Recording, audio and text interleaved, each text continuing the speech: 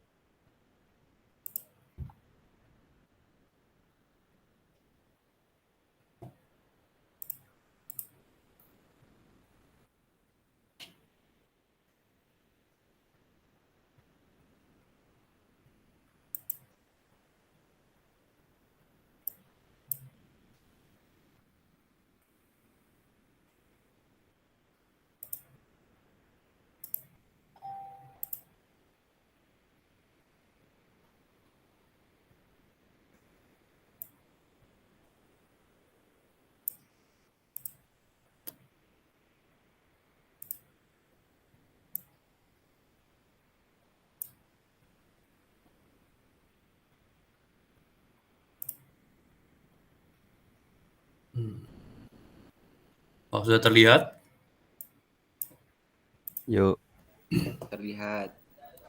Oke, Assalamualaikum warahmatullahi wabarakatuh. Waalaikumsalam Waalaikumsalam. warahmatullahi wabarakatuh. Kami dari kelompok 4 pengukuran teknik dan data akuisisi D akan mempresentasikan hasil ringkasan kami tentang materi statistik in measurement atau statistik dalam pengukuran. Sebelumnya, perkenalkan kelompok 4, yaitu ada Ahmad Deni Puji Cahyono, NIM 042009. Lalu ada saya, Maulana Abdurrahman, NIM I 04200072. Ada Muhammad Salman Al-Farisi, NIM I 042094. Ada Najib Jihad Ahmadi, NIM I 04201001. Dan Sultan Maulana I 04200133.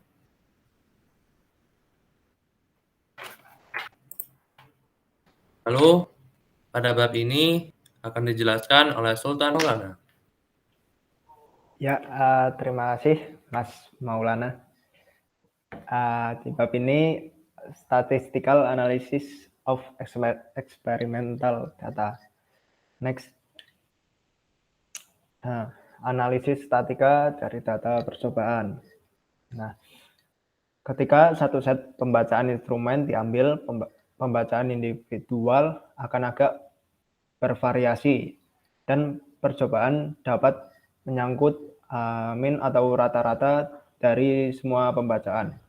Jika setiap pembacaan dilambangkan dengan XI dan terdapat N pembacaan, maka arithmetic min atau rata-rata ditulis dengan XM sama dengan 1/N sigma XI dari I sama dengan 1 sampai dengan N.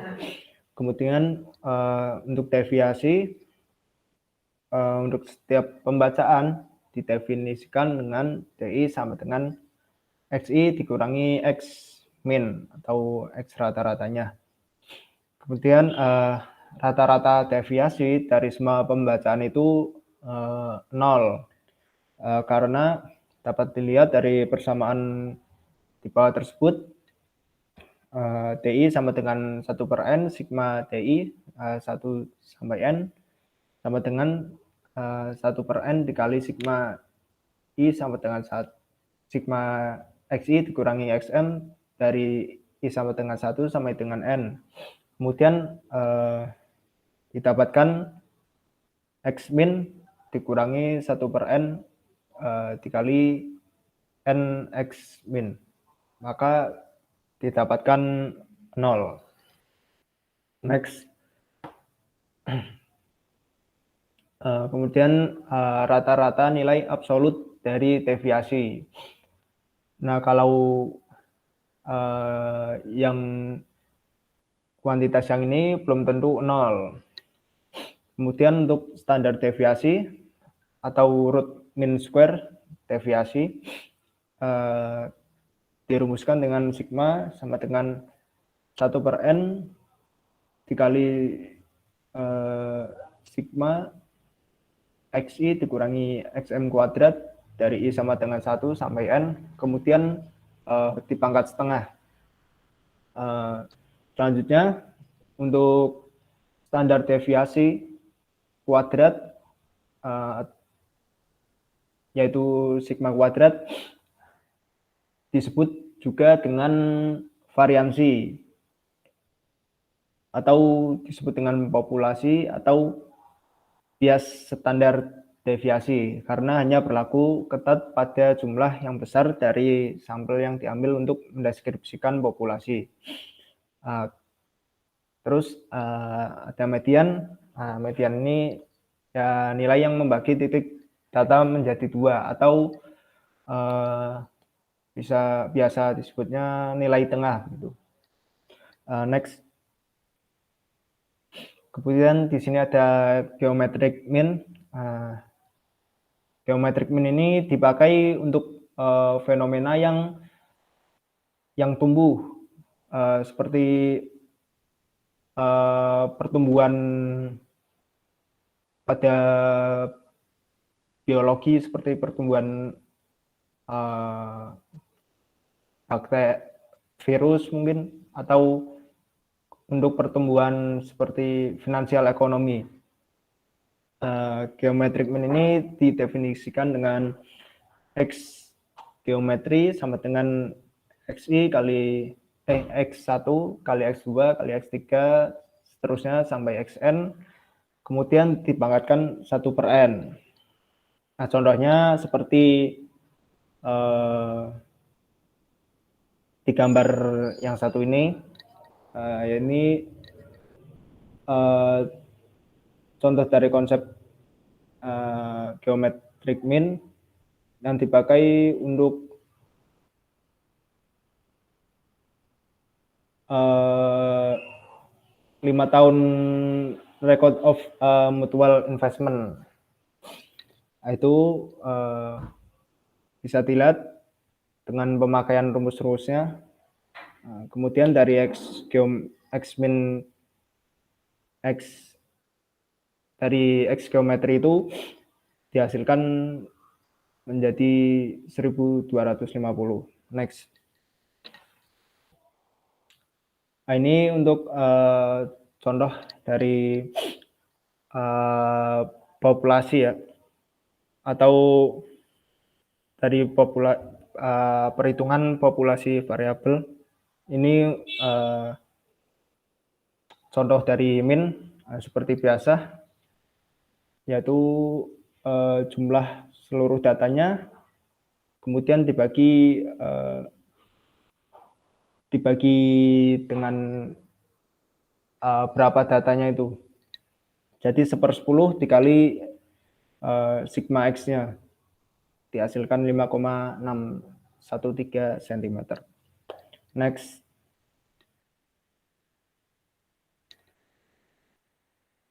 Ini kalau di sini itu untuk mencari standar deviasi ya, bisa dilihat di contohnya.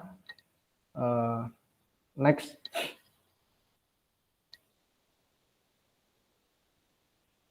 Ini untuk standar deviasinya yaitu dimasukkan tadi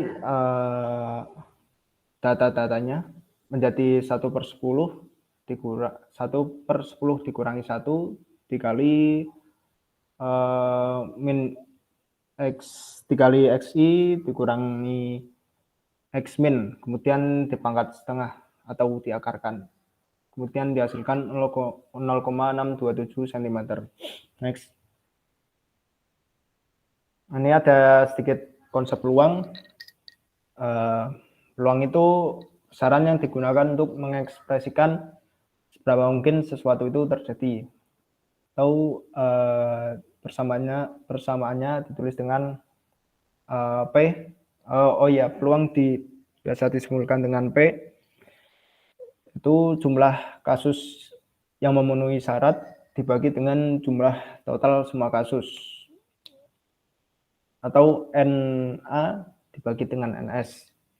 Nah, peluang ini biasanya diekspresikan dengan pecahan desimal atau persen.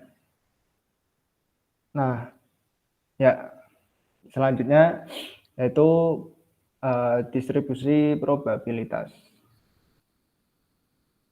Nah, ini misalkan kita melempar tapal kuda sejauh X.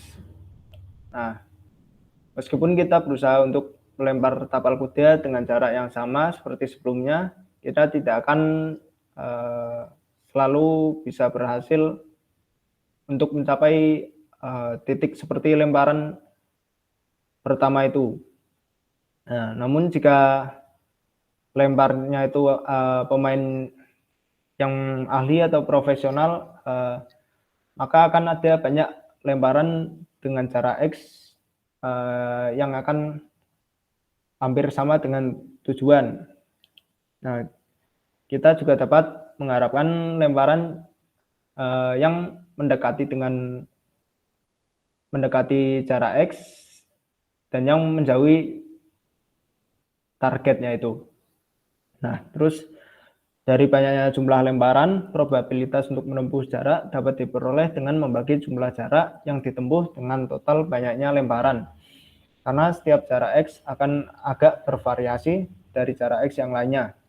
Kita dapat menghitung probabilitas lemparan yang mendarat pada kenaikan X antara X sampai X plus delta X. Nah, ketika perhitungan ini dibuat, kita akan mendapat situasi seperti gambar di bawah ini ya, atau gambar 3.1. Untuk pemain yang profesional atau ahli, probabilitas maksimum yang diharapkan di sekeliling jarak XM yang menunjukkan posisi target. Ya, yang XM itu posisi target tadi. Nah, kemudian next.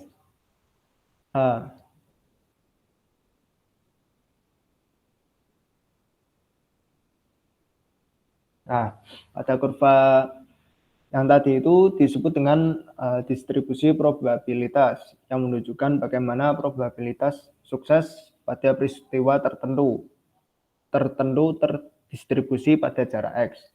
Setiap nilai dari ordinat Px menunjukkan probabilitas tapal kuda yang akan mendarat antara X sampai X plus delta X, di mana delta X dapat mencapai 0. Kita dapat melihat deviasi dari XM sebagai error dalam lemparannya. Area di bawah kurva itu luasnya itu 1, karena pasti akan mendarat di suatu tempat. Nah, bagian dari distribusi probabilitas yaitu distribusi binomial, atau dituliskan dengan Pn sama dengan n faktorial dibagi n dikurangi n kecil faktorial dikali n kecil faktorial dikali dengan P pangkat n dikali 1 dikurangi P dipangkatkan n besar dikurangi n kecil. Kemudian untuk limitnya dari distribusi binomial adalah n mendekati hingga dan P mendekati 0. Maka NP-nya sama dengan konstanta. Terus ada disebut dengan Poisson distribution, atau ditulis dengan PA n sama dengan A pangkat n dikali E pangkat min A dibagi n faktorial. Lalu standar deviasi dari Poisson distribution yaitu sigma sama dengan akar A. Next. Ini ada contoh dari binomial distribusi.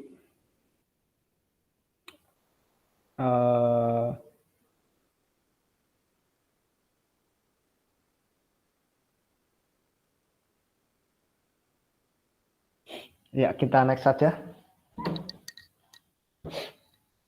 Nah, kemudian ini ada histogram.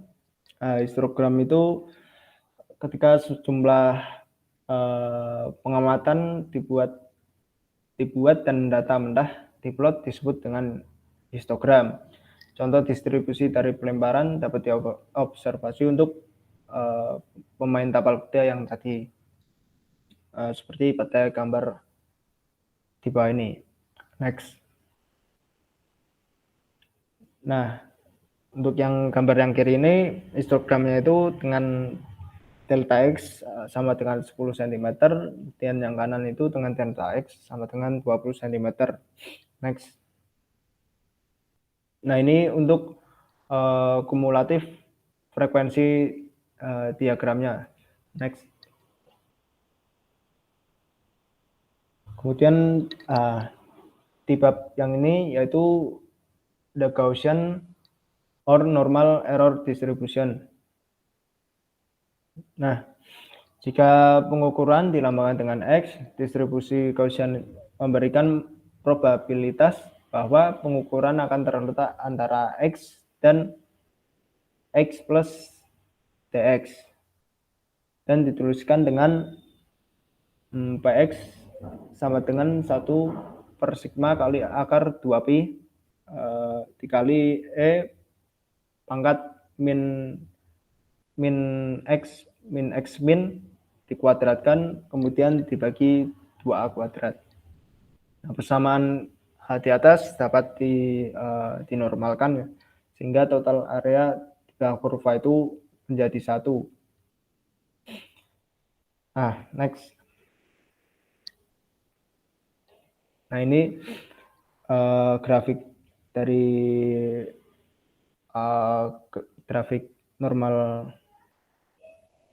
grafik dari Gaussian tadi ya. Next. Nah, dengan memeriksa fungsi distribusi Gaussian dari persamaan 3.13, kita dapat melihat maksimum probabilitas terjadi pada X sama dengan XM pada grafik yang tadi ya.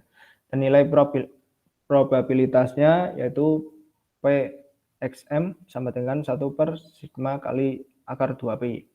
Probabilitas suatu pengukuran akan berada dalam rentang X tertentu dari rata-rata pembacaan, yaitu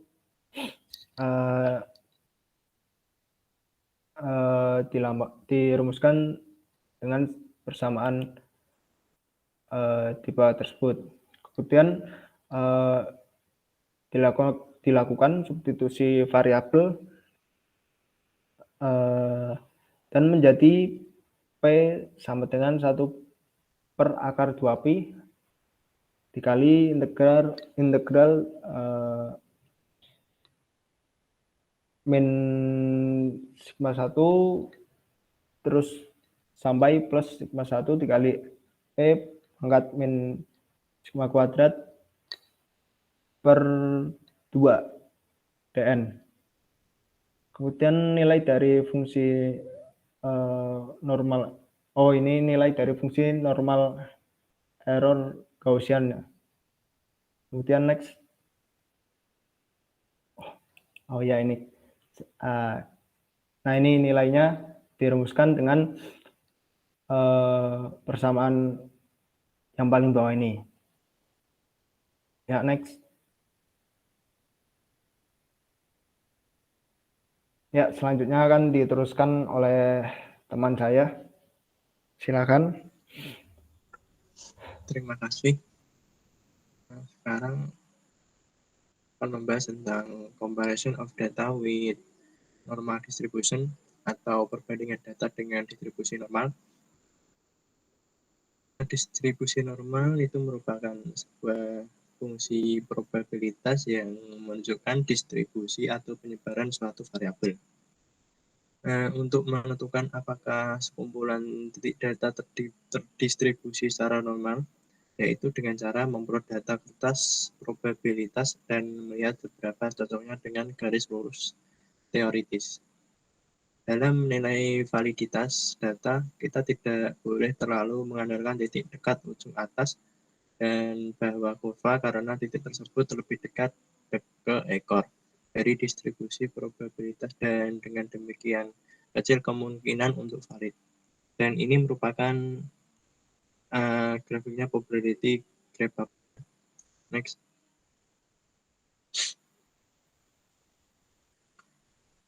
Ini penggunaan kertas grafik probabilitas dan perbandingan komputer.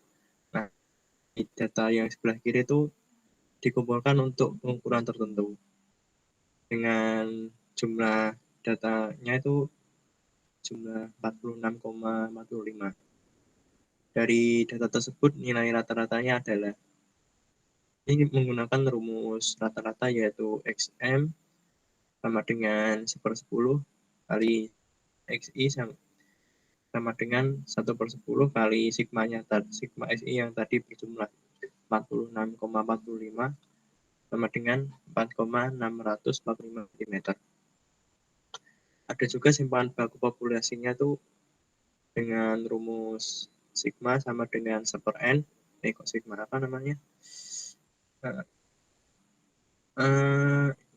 Sigma sama dengan 1/n kali sigma XI sama dengan XM kuadrat pangkat setengah dengan hasilnya 0,864. Next.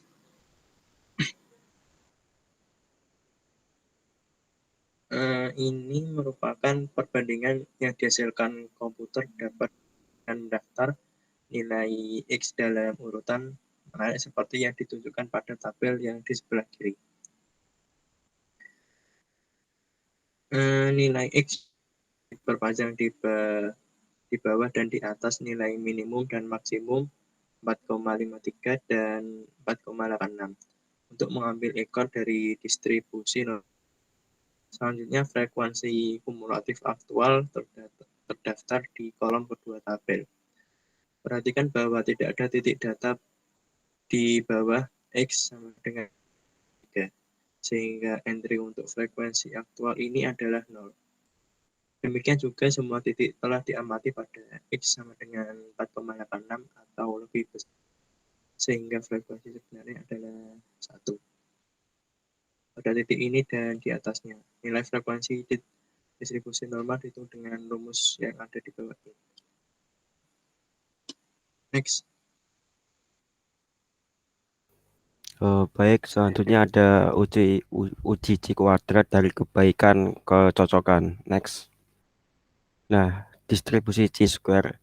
Uji C kuadrat untuk kesesuaian adalah cara yang cocok untuk menentukan apakah pengamatan eksperimental cocok dengan beberapa distribusi tertentu yang diharapkan untuk data. Hal ini didasarkan pada perhitungan kuantitas C kuadrat dengan persamaan berikut. X kuadrat sama dengan sigma dengan batas atas N dan batas bawah I sama dengan 1. Nilai yang diamati I dikurangi nilai yang diharapkan I kuadrat per nilai yang diharapkan, di mana N adalah jumlah sel atau kelompok pengamatan. Nilai yang diharapkan adalah nilai yang akan diperoleh jika pengukuran cocok dengan distribusi yang diharapkan secara sempurna. Next. Mungkin bisa dilanjut, Salman. Ini selanjutnya itu ada methods of least square atau metode kuadrat terkecil. Next. Metode kuadrat terkecil atau yang lebih dikenal dengan metode adalah salah satu metode pendekatan yang paling penting dalam dunia teknikan.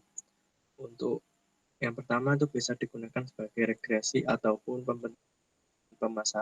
persamaan dari titik-titik data diskretnya, dan juga bisa juga digunakan sebagai analisis sesatan pengukuran dalam validasi model. Metode kuadrat terkecil ini juga memainkan peranan penting dalam teori statistik, karena metode ini seringkali digunakan dalam penyelesaian problem-problem yang melibatkan kumpulan data yang tersusun secara acak, seperti dalam sesatan percobaan. Next.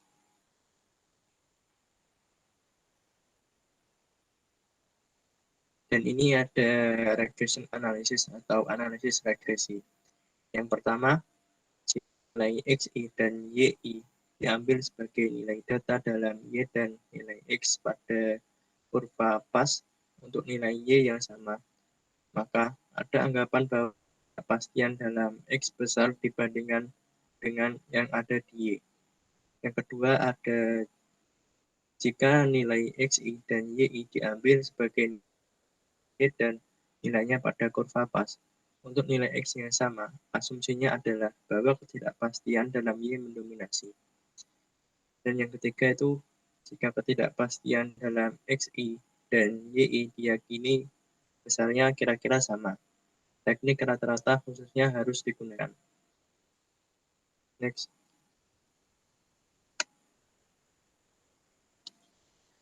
Dalam aturan 1, kita katakan mengambil A regresi dari X pada Y, dan kedua ada regresi Y pada X. Dalam kasus kedua, kita meminimalkan jumlah kuadrat deviasi titik aktual dari kurva yang diasumsikan dan juga tidak bervariasi cukup besar pada setiap titik. Jika kita memperoleh Y sama dengan A plus BX, lalu dipecahkan menjadi X per B, Y min A per B. Next.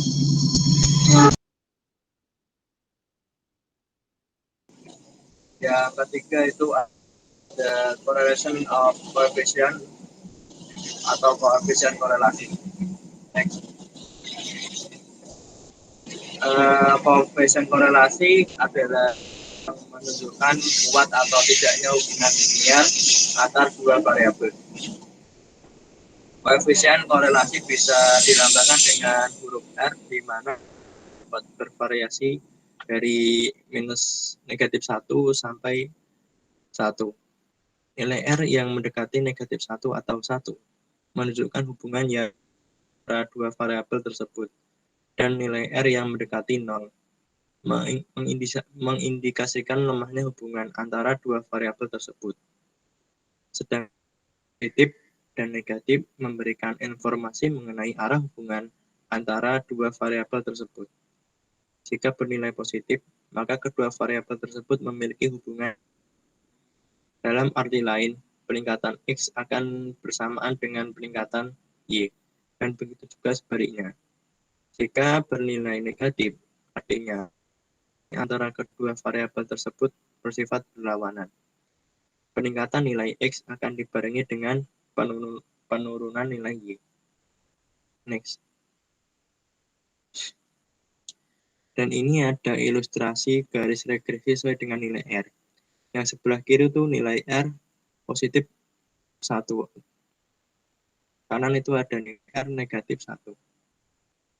Koefisien korelasi adalah nilai yang menunjukkan keeratan hubungan linier dua variabel dengan skala data interval atau rasio. Rumus yang digunakan adalah yang ada di bawah ini. Next.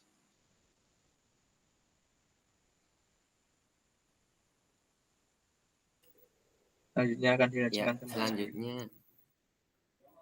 selanjutnya ada regresi multivariabel. Next.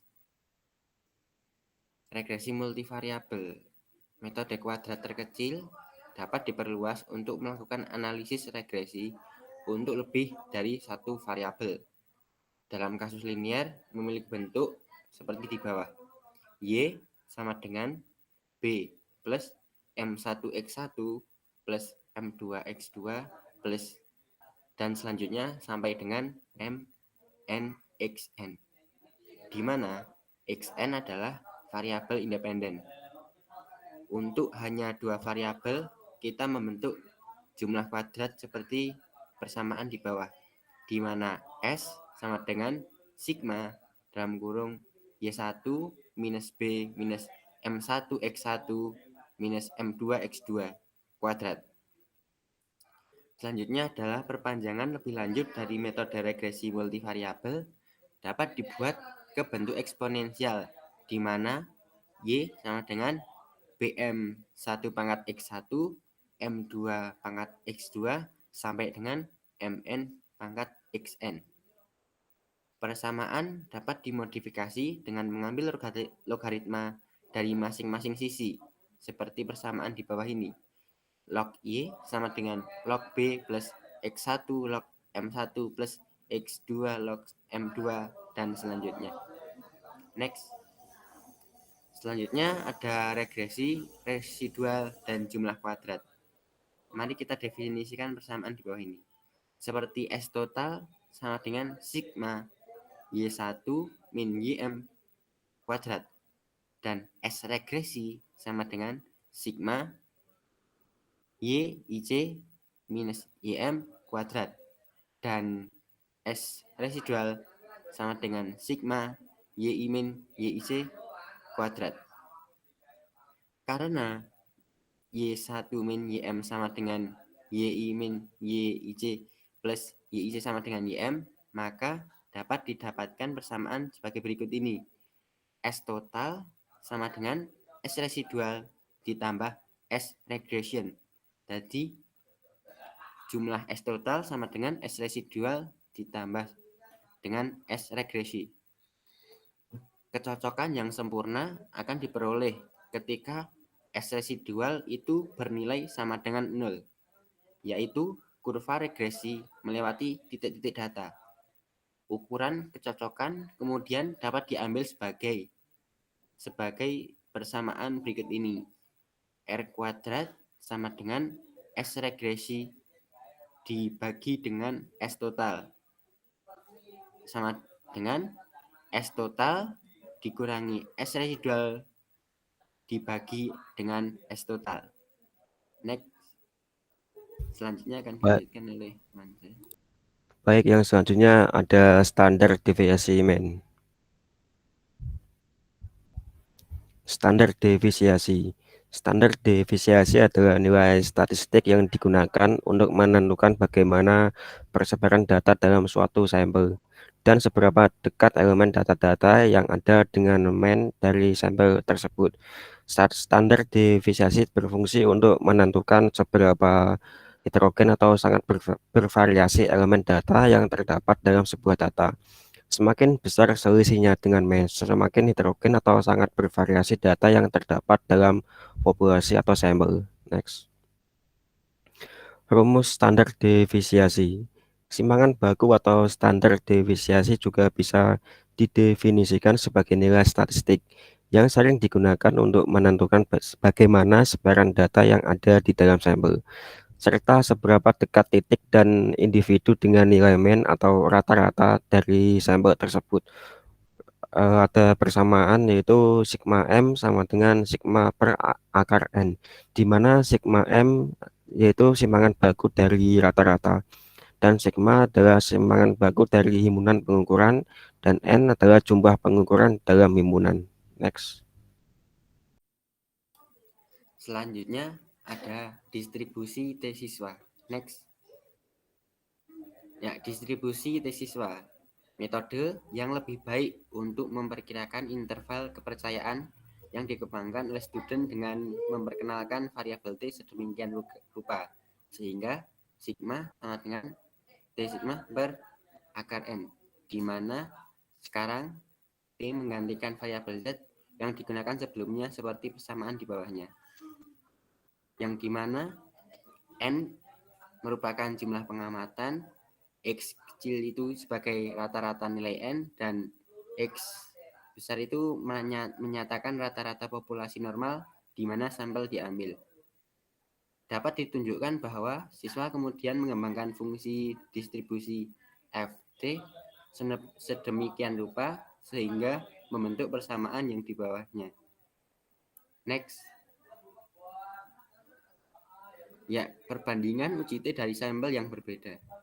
Uji T juga dapat digunakan untuk membandingkan dua sampel untuk menentukan apakah ada variasi yang signifikan. Dalam hal ini T dihitung dari persamaan di bawah ini, yang dimana subskrip 1 dan 2 mengacu pada dua set data. Derajat kebebasan untuk kedua sampel didekati dengan persamaan yang ada di bawah ini. Next, selanjutnya adalah analisis grafik dan pemasangan kurva. Next. Ya, analisis grafik dan pemasangan kurva. Semakin baik seseorang memahami fenomena fisik yang terlibat dalam eksperimen tertentu, semakin baik seseorang mampu mengekstraksi berbagai informasi dari tampilan grafis data eksperimen. Plotting kurva buta dan plot silang biasanya menghasilkan tampilan yang berlebihan, yang membingungkan, tidak hanya bagi manajemen atau personel pengawas yang harus meneruskan eksperimen, tetapi juga kadang-kadang bahkan untuk eksperimen. Terus terang, insinyur harus memberikan pemikiran yang cukup untuk jenis informasi yang dicari, bahkan sebelum mengeluarkan kertas grafik dari paket atau mengaktifkan perangkat lunak komputer. Next. Ya, seringkali korelasi data eksperimen diinginkan dalam hal ekspresi analitis antara variabel yang diukur dalam eksperimen. Ketika data dapat didekati dengan garis lurus, hubungan analitis dapat diperoleh dengan mudah. Tetapi ketika hampir semua variasi fungsional lainnya hadir, kesulitan biasanya ditemui. Fakta ini mudah dipahami karena garis lurus mudah dikenali pada grafik. Sedangkan bentuk fungsional kurva agak meragukan. Jika eksperimen memiliki gagasan yang baik tentang jenis fungsi yang akan mewakili data, maka jenis plot mudah untuk dipilih. Seringkali dimungkinkan untuk memperkirakan bentuk fungsional yang akan diambil data berdasarkan pertimbangan teoritis dan hasil eksperimen sebelumnya yang serupa. Next.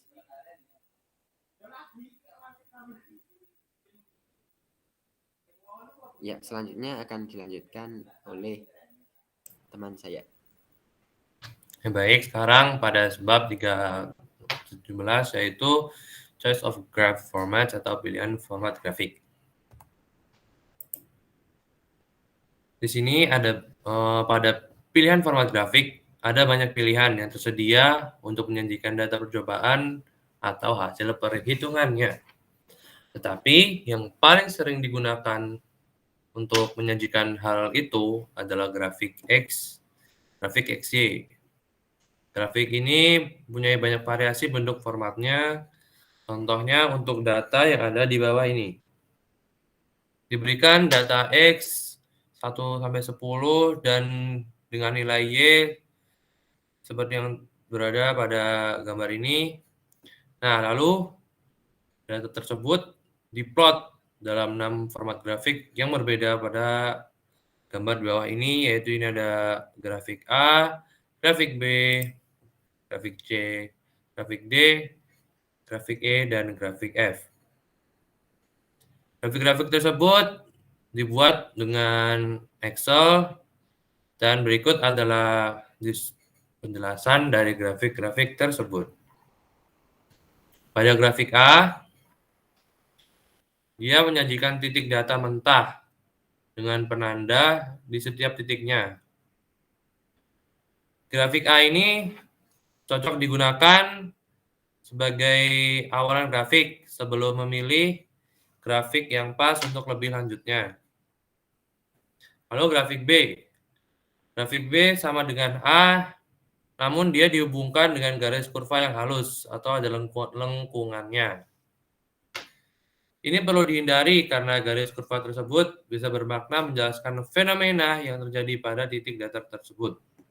Pada grafik B ini terlihat bahwa hubungan antara titik ini garisnya adalah lengkungan-lengkungan yang bisa bermakna sebagai fenomena yang terjadi antara titik tersebut. Lalu grafik C ini sama dengan B, tetapi penanda datanya atau titik-titiknya dia dihilangkan. Grafik ini hampir tidak pernah digunakan karena data hasilnya tidak ditampilkan, jadi tidak diketahui di mana saja titik-titik data hasil, dan juga garis kurva ini bermakna sama seperti grafik sebelumnya, yaitu grafik B. Lalu grafik D. Grafik D ini menyajikan titik data yang dihubungkan dengan garis kurva lurus, tidak seperti grafik sebelumnya. Jadi grafik kurva D ini dihubungkan dengan garis yang lurus, tidak ada lengkungan pada garis antara tiap-tiap titiknya. Lalu untuk grafik E sama dengan D, tetapi penanda datanya dihilangkan. Digunakan untuk menghindari tergambarnya garis kurva halus seperti pada grafik sebelumnya, yaitu B dan C. Dan yang terakhir adalah grafik F. Grafik F ini sering kali digunakan untuk menyajikan data hasil percobaan di mana ketidakpastian dalam pengukuran direkam untuk dihasilkan pada data-data yang tersebar pada grafik ini. Selanjutnya, ada causation, correlation, and curve fits, atau penyebab, korelasi, dan pencocokan kurva. Pada subbab ini dicontohkan dengan percobaan seperti berikut, yaitu percobaan mengukur perpindahan panas untuk mendidihkan air di tekanan atmosfer pada wadah terbuka. Proses pendidihan itu adalah fenomena yang kompleks, namun pada tekanan konstan 1 atmosfer, laju perpindahan panas pendidihannya akan meningkat seiring dengan peningkatan suhu pada permukaan yang bersentuhan dengan air atau wadahnya. Lalu flux panas persatuan luas dapat diplot bandingkan perbedaan suhu antara permukaan dan suhu didih air, yaitu 100 derajat Celcius di tekanan atmosfer, dan pencocokan kurva atau korelasi dilakukan untuk mendapatkan fungsi spesifik flux, yaitu flux panas sama dengan fungsi perbedaan suhu. Hubungan fungsi spesifik akan membantu. Jadi hubungan ini orang lain yang ingin menghitung laju perbedaan panas didih air. Korelasi ini cukup berguna meskipun tidak dijelaskan secara kompleks bagaimana pendidihan air ini terjadi. Dari contoh sebelumnya, ketentuan korelasi dan pencocokan kurva hampir sama karena pencocokan kurva dibangun dari titik data percobaan yang asli. Lalu pada ketentuan ini, causation atau sebab akibat, ini berlaku bebas dalam contoh ini karena kita mengharapkan terjadi peningkatan perbedaan panas dengan peningkatan di perbedaan suhu juga, serta faktor lain seperti tegangan permukaan yang mempengaruhi ukuran gelembung dan viskositas yang mempengaruhi gerakan gelembung yang juga penting. Ya, karena faktor-faktor ini tidak dijelaskan pada contoh sebelumnya, maka itu yang menyebabkan ketentuan sebab akibat ini berlaku bebas. Lalu ada general consideration in data analysis, yaitu pertimbangan umum dalam analisis data. Lalu berikut ini adalah cara untuk menganalisis sekumpulan data percobaan. Yang pertama adalah kita harus memeriksa data untuk konsistensinya, karena kita tidak peduli beberapa banyak kita melakukan percobaan, pasti ada beberapa titik data yang salah. Lalu yang kedua, kita harus melakukan analisis statistik data jika sesuai. Analisis statistik data ini hanya sesuai ketika pengukuran yang dilakukan ini dilakukan berulang kali atau beberapa kali. Lalu yang ketiga ada kita harus memperkirakan ketidakpastian pada hasilnya. Karena ketidakpastian ini bakal ada pada setiap percobaan yang kita lakukan. Dan kita juga harus sudah mengetahui bagaimana pengaruh variabel yang berbeda pada hasil akhir yang diperoleh pada percobaan. Lalu, yang keempat, kita harus mengantisipasi hasil dari teori. Jadi, sebelum kita melakukan percobaan ini, kita harus mencari teori-teori tentang percobaan ini dan bagaimana hasil dari teori tersebut. Agar kita bisa melakukan korelasi antara data yang kita hasilkan dan juga data dari teori yang kita cari sebelum melakukan percobaan ini. Dan yang terakhir adalah korelasikan data-data itu. Jadi kita harus memahami data ini dalam hal apapun di lapangan, dan eksperimen ini harus dianalisis untuk menunjukkan bagaimana ini akan sesuai dengan atau berbeda dari penelitian ini. Dan juga harus sesuai dengan standar yang telah ditentukan. Ya, baik, sekian presentasi dari kelompok kami. Semoga apa yang telah kami jelaskan pada presentasi ini dapat menambah wawasan dan juga lebih paham. Sekian dari kelompok kami. Apabila ada kesalahan, mohon maaf. Assalamualaikum warahmatullahi wabarakatuh. Waalaikumsalam.